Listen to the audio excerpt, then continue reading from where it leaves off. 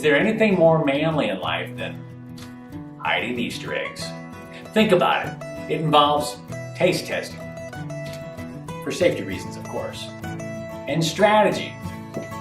They'll never look in here, and a little humor just to keep them laughing. If I can balance this just right, it'll be the perfect Easter joke.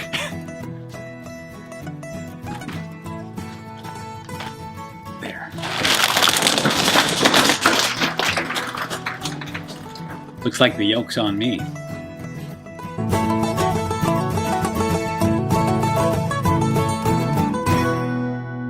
Hey guys, Robbie, Sondag here with a little godly advice for living a more meaningful life.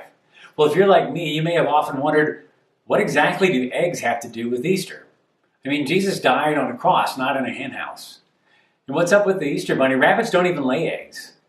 Well, according to some traditions, Mary Magdalene met up with Pilate shortly after Jesus' ascension, and she greeted him with, "Christ has risen."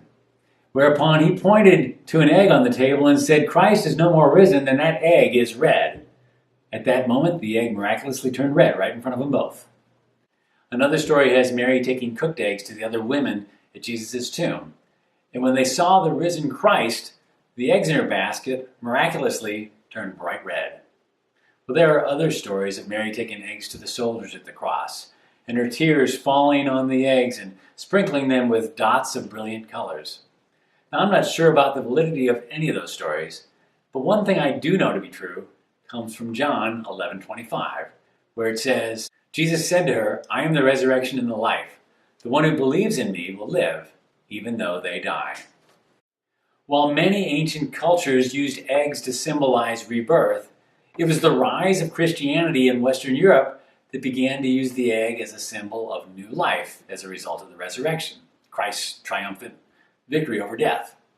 And so the reason we decorate eggs at Easter is to celebrate that new life that comes from Christ. Kind of a big deal. Because historically, we know that Jesus walked on this earth, and we know that he died on a cross, and that he rose from the dead. And scientifically, we know that our bodies will not last forever. They're going to die. All of us. But according to this verse, if we believe in Jesus, we too will live again, beyond our death. And so the question becomes, what about you? Do you believe in Jesus? I sure hope so. Because trust me, it's the one time in life where it actually makes sense to put all your eggs in one basket. So yes, there is something more manly in life than hiding Easter eggs. It's learning to put your hope, trust, and confidence in Jesus so that you too will have everlasting life. And if you're sitting there thinking, well, yeah, I believe in Jesus, just like I believe in Abe Lincoln and George Washington, and well, that's a good start. But what Jesus was referring to was surrendering your heart to him. And that's like a whole other story. So if you've never given your heart to Jesus, or you don't know how to do that, or you've got questions, do me a favor. Contact me and let's get the ball rolling. My email is listed in the description below. I would love to connect with you.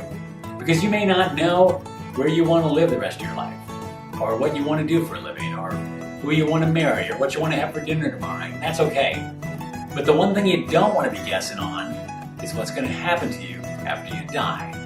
The good news is that's something you can get started on today. Plus, it's the best way to celebrate Easter. See you around.